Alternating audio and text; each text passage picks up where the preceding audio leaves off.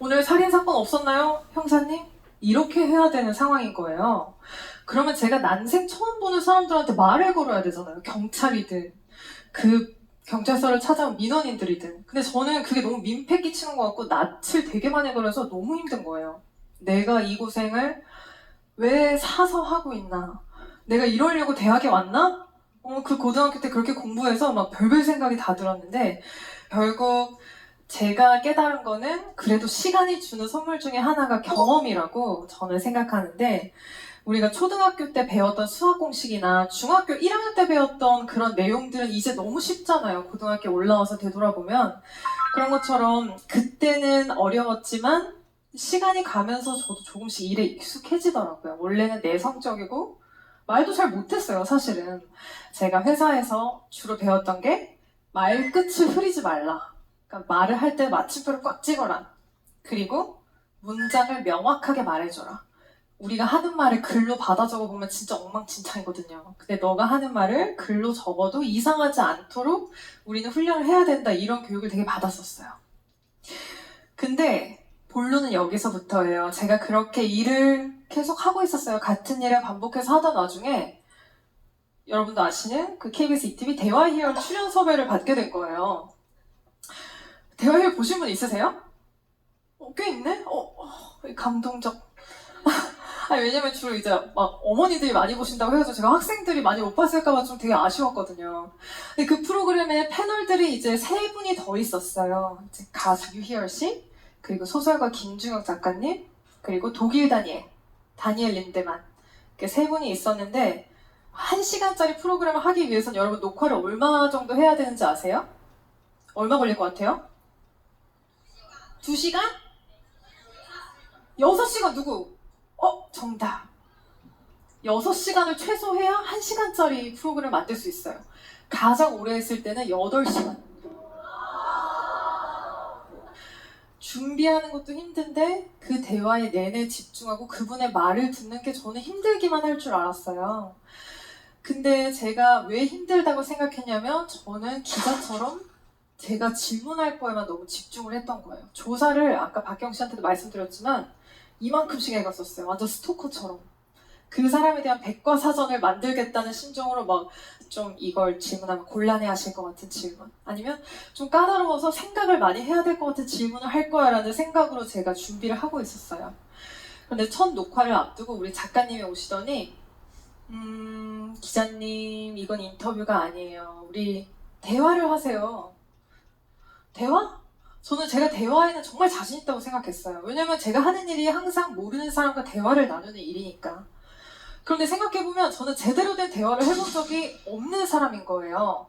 제가 듣고 싶었던 얘기를 듣기 위해서 거기에 맞는 질문만 계속 한다거나 남들이 하는 말 중에 내가 필요한 말만 경청하는 그런 스타일이었던 거예요.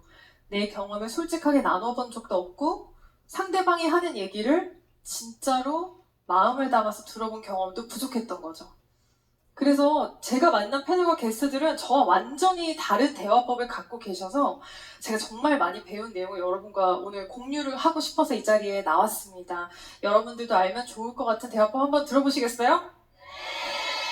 얘기가 너무 길어질 것 같아서 제가 3가지로 압축해서 왔습니다. 그 키워드는 여기 보이는 대로 자제와 공감 그리고 열린 생각입니다. 제가 소개해드리는 분들이 여러분들 대부분 다 아는 분들일 텐데 대화에 있어서 자제가 중요하다는 걸 알려준 분이 있어요. 바로 유희열 씨입니다. 의외죠? 투머치 토커 같잖아요. 예능에 나오면 말 많이 하시고. 그런데 유희열 씨는 어땠냐면요. 일단 이 자제력, 인내심이 정말 대단한 분이에요. 그래서 게스트가 오면 굉장히 집중을 해서 들어요. 그 게스트를 이렇게 많이 쳐다보면서 계속 듣고 있어요. 그러고 나서 이 사람이 말을 다 했다 싶으면 본인이 질문 하나를 툭 던지거나 아니면 저도 비슷한 경험이 있어요 라고 하면서 그제서야 자기 이야기를 꺼내기 시작하더라고요. 이 사람이 나한테 진짜 집중하고 있다. 이 사람은 내 이야기를 진짜로 이해를 하고 있다. 얘 나한테 좀 애정이 있는 것 같아. 유열 씨 지금 나 좋아하는 것 같아. 이런 감정을 느끼게 해주더라고요. 그리고 결국 대화가 끝나면 어떤 얘기를 하냐면 오늘 대화 너무 좋았어요. 고마워요. 이런 얘기를 해요. 제 이야기를 잘 들어주셔서 고맙습니다. 여러분들, 내가 무슨 얘기를 할 때 제일 짜증날 때가 언제예요? 말 끊을 때? 맞아요. 그리고 상대방이 아는 척 할 때, 내 말 끊을 때. 그럼 그럴 때 우리가 자주 하게 되는 말이 뭐예요? 아, 내 말 좀 들으라고. 아, 내 얘기 좀 끝까지 들어달라고. 이러다 그냥 아, 됐어. 이러고 대화를 끊게 되잖아요. 그런데 누가 내 말을 안 들어주면 짜증나고 화가 나는 게 너무 당연한 건데, 반대로 내가 상대방의 얘기를 잘 듣는 건 너무나 힘든 일인 거예요. 대화 히어로 첫 녹화를 할 때 우리가 했던 말이 있어요. 우리가 슈퍼 히어로라는 말이 있는데, 우리는 슈퍼 히어로가 되자. 잘 듣는 사람이 되자. 첫 녹화에서 제일 속으로 많이 했던 생각이 뭐였냐면, 좀 부끄러운데, 아, 이 다음에 이 말 해야지. 아, 이 다음에 이 질문 해야지. 아, 이 질문 어떻게 하지? 타이밍 놓쳤어. 막 제가 혼자 이러고 있는 거예요. 지금 제 눈앞에 게스트가 와서 얘기를 하고 계신데, 분명 누군가와 대화를 할 때 우리가 얘기를 하고 있기는 한데, 상대방의 대화 내용을 건성으로 듣고 내가 무슨 생각을 하는지에 대해서 집중하는 경우가 되게 많을 거예요. 그래서 이런 말도 있더라고요. 사람이 남과 대화할 때 가장 많이 하는 생각은 나에 대한 생각이다. 그래서 대화를 마치고 나서 집에 갈 때 우리 상대방 누군가가 어떤 얘기를 했는지 잘 기억 안 나지 않아요? 특히 카카오톡으로 말할 때는 상대방 말을 거의 기다려주지조차 않아요. 제가 볼 때는. 제 카톡방을 보니까 메시지창이 이렇게 되는 거예요. 이렇게. 서로 기다려주지 않고 자기 말만 하니까 메시지가 막 뒤섞여 있는 거예요. 내 말만 했던 거죠. 그래서 제가 대화 히얼 첫 녹화가 끝나고 나서 한 연습이 있는데, 그게 바로 집중하는 연습이었어요. 상대방한테.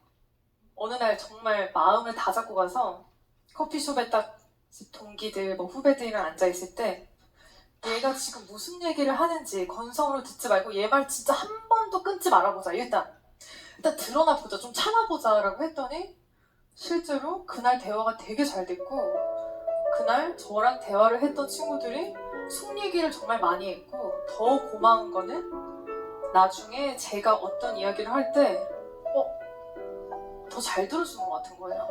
너가 저번에 내 이야기를 많이 들어줬잖아. 너가 저번에 나한테 집중해준 게 되게 고마웠어. 그게 제가 유희열 씨에게 배운 가장 큰 깨달음인데, 여러분들에게 꼭 말해주고 싶은 첫 번째 키워드였습니다. 자, 우리 두 번째 키워드 생각나세요? 자제 다음에 공감? 집중력 왜 이렇게 좋니? 고마워요. 자, 공감이에요. 그 다음은 제가 첫 번째 게스트로 만났던 분이 백종원 씨였습니다. 여러분들 잘 아는 그 요리 연구가 백종원 씨요? 인기 정말 많잖아요. 이분은 저한테 역지사지를 하는 공감 능력이 얼마나 중요한지를 정말 몸소 보여준 분이에요. 역지사지라는 게 무슨 뜻이에요? 그치? 상대방의 입장에 대해서 얘가 무슨 생각을 할까를 좀 고민해보는 거잖아요. 여러분, 대패 삼겹살 아세요? 그 대패 삼겹살을 처음 만든 사람이 백종원 씨라고 하더라고요. 근데 그 대패 삼겹살이 처음엔 인기가 진짜 없었대요. 얇은 고기를 썰어서 이렇게 말린 거잖아요. 그래서 사람들이 이 고기를 다 펴달라 그랬대요. 그래서 백종원 씨가 어느 날 고기를 펴다가, 이 메뉴가 5개인데 이 중에 꼭 대패 삼겹살 시켜야 되는 이유를 난 찾아내고 말 거야. 내가 손님이라면 싼 야채를 공짜로 주면 혹시 이거 시키지 않을까? 소스를 개발하면 좀 시켜 먹지 않을까? 이런 방법을 고안해서 결국 그 식당의 대표 메뉴를 대패 삼겹살을 만들고, 사람들이 그 대패 삼겹살을 굳이 돈 주고 사 먹으러 오게 만든 거예요. 그러니까 방송을 엄청 잘하는 이유, 그리고 그 공감 능력이 뛰어난 이유가 다 그렇게 예전에 쌓아왔던 경험 때문이더라고요. 나를 완전히 내 입장에서 이해해주는 사람이 있다고 생각하면 그것만으로 되게 기분이 좋지 않나요? 근데 여러분 주변에는 그런 사람이 있을 수도 있고 혹은 없다고 생각할 수도 있는데, 하나 확실한 거는 내 입장을 완벽하게 이해받기 위해서는 대화라는 방법을 통할 수밖에 없어요. 내가 나를 표현해야 누군가 내 얘기를 듣고 나를 이해해 주잖아요. 그래서 내가 상대방을 그렇게 먼저 이해를 해주기 시작하면 언젠가는, 혹은 이미 주위에 있을지 모를 나를 완전히 이해해줄 사람도 찾을 수 있지 않을까 하는 게 제 경험이고 여러분들에게도 그렇다고 말씀을 드리고 싶습니다. 특히 여러분 지금 10대잖아요. 10대 평생 그렇게 마음을 나누고 서로 공감해주는 친구가 평생 가거든요. 저도 이미 20년, 10년 된 친구들이 있는데 진짜로 힘을 많이 받아서 여러분들이 지금 이 시기에 정말 많이 힘들지만 그런 공감받는 기쁨을 꼭 경험하고 그런 친구들을 많이 만드셨으면 좋겠습니다.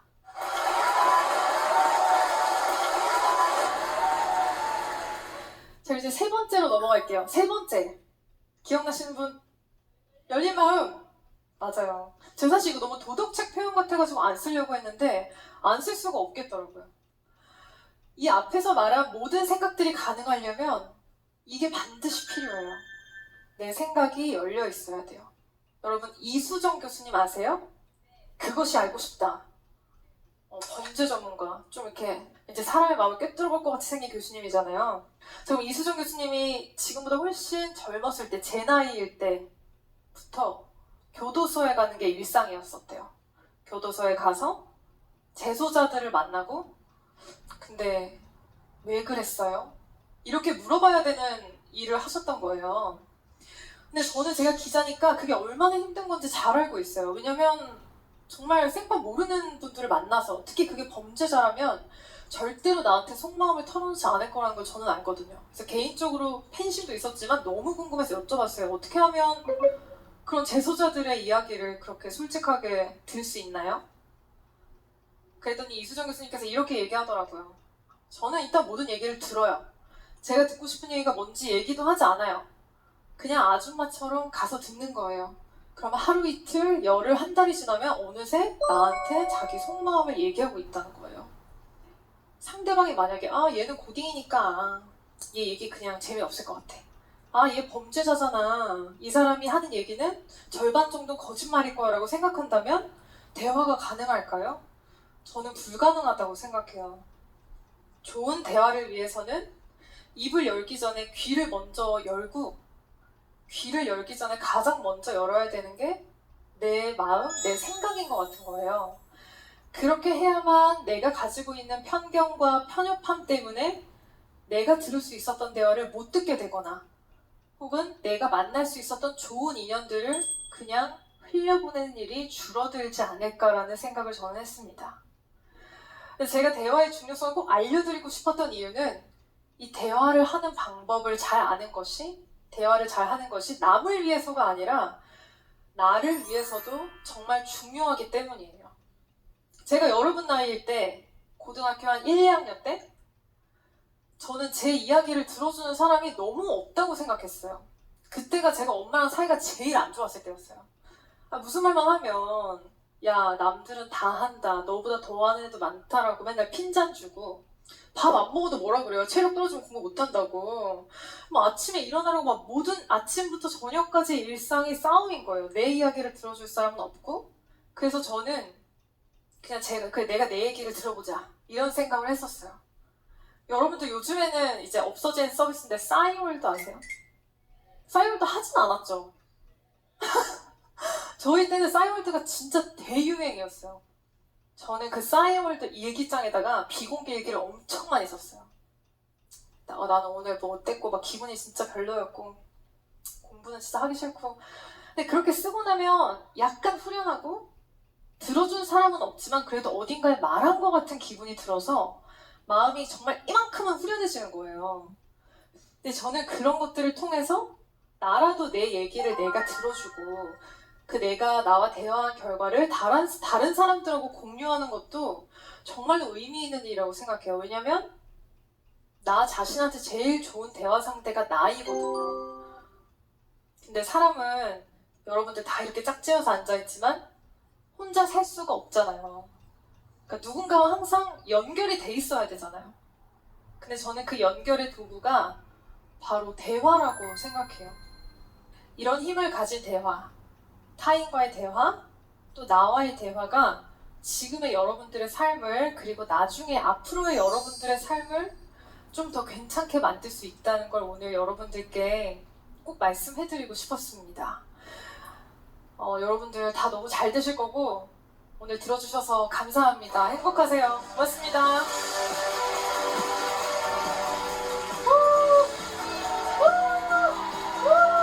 와, 박혜원 씨 강연 들으면서 어떤 생각 들었어요? 아, 내가 평소에 대화를 잘 못하고 있었구나 하는 생각이 들더라고요. 저도 못해요. 사실 근데. 네. 저도 제가 했던 대화가 어땠는지 다시 한번 생각하게 되는. 네네. 네.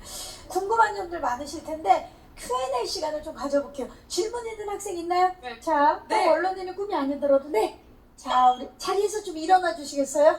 혹시 괜찮으면 이름과 학교를 얘기해 줄 수 있을까요? 안 괜찮아도 좀 얘기해 주시겠어요? 네, 안녕하세요. 저는 횡성고등학교 2학년에 진학 중인 이건호라는 학생입니다. 건호 학생 반가워요. 반갑습니다. 저는 아나운서가 꿈이거든요. 아, 뭐 역시 목소리는 네. 이미 아나운서예요. 감사합니다. 네. 언론인은 이제 네. 항상 누구의 대화를 듣든 이제 중립성을 유지해야 되잖아요. 네. 근데 제가 약간 편견이 좀 심한 편이에요. 사람 간의 대화에서. 그래서 편견을 없애는 거는 아무래도 좀 힘들 것 같아서 이제 편견을 좀 줄이는 법이 좀 궁금한데 혹시 좀 아시는지. 저는 편견을 줄이는 가장 좋은 방법이 다른 사람하고 얘기해보는 거라고 생각해요.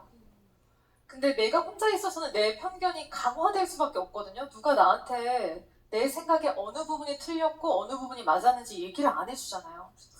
저도 되게 사람의 첫인상으로 판단하는 편이었어요. 아, 쟤 왠지 같이 할 것 같아. 저 인터뷰할 사람 되게 무서울 것 같아. 이랬는데 굉장히 폭넓은 사람들과 대화를 하면서 내가 어떤 오해를 가지고 있었고 상대방이 어떤 생각을 하고 있었으면 그 중에 내가 어떤 걸 취할 수 있을지를 깨닫는 과정이 반드시 필요한 것 같아요. 그래서 지금 건우 학생은 자기가 물론 제가 볼 때 편견이 별로 심하시지 않을 것 같은데 내가 그럴 수 있다는 자기 경계를 스스로 갖고 있기 때문에 편견을 해소할 수 있는 힘 역시 안에 가지고 있을 거라고 생각합니다. 네, 감사합니다. 건호 학생 대답이 됐나요? 네. 자, 또 질문 있는 학생 있나요? 자, 또 네. 언론인의 꿈이 아니더라도 네. 저는 2학년 전서연입니다. 서현이요. 서현 학생 반갑습니다. 반갑습니다. 저는 말을 하다 보면 애들이 잘 들어주고 반응을 해줄 때 막 신나서 흥분해가지고 말이 자꾸 빨라지는데 네. 그걸 어떻게 해결해야 할지 고민이에요. 일단 너무 좋은 친구들을 가지고 계시네요. 그러니까 당연히 사람이 내가 지금 이해받고 있고 공감받고 있다는 생각이 들면 기분이 엄청 좋아져요. 아니 심지어 저희 게스트로 나오는 분들이 다 얼마나 유명한 분들이세요. 그분들도 6시간 동안 대화를 하고 나면 온전히 그분만을 위해 저희가 듣고 있잖아요. 너무 기분 좋아져서 돌아가세요. 너무 자연스러운 일이고요. 말 빨라지는 것도 너무 괜찮고요. 다만 드리고 싶은 말씀은 내가 만약에 말을 너무 많이 한 것 같잖아요. 그럼 다음에 그 친구 얘기를 똑같이 한번 들어봐 주세요. 그러면 그 친구도 기분이 좋아서 말이 빨라질 거예요. 같이 말을 빨리 해. 많이. 그렇지. 그러면 더 친해져. 됐죠? 앞으로 말이 더 빨라진다고 고등 래퍼를 나가보세요. 나가. 응. 스웩. 승산 있어, 승산 있어. 예. 아, 표정이 어쩜 저렇게 해야 그러니까. 될까요? 제가 너무 힘 받고 갑니다. 예. 감사합니다. 네, 네. 감사합니다. 신지혜 기자님 오늘 어떠셨나요? 여러분들한테 이야기를 해드리고 싶어서 왔지만 여러분들 표정이 다 너무 맑아요. 밝진 않더라도 지금 힘드니까. 근데 밝진 않더라도 맑을 수는 있잖아요. 여러분들의 얼굴을 보고 제가 정말 힘을 많이 받아갑니다. 여러분들 고민 있을 때 그냥 메일 주시면 제가 잘 모실 테니 연락 주시고요. 오늘 너무 감사했습니다.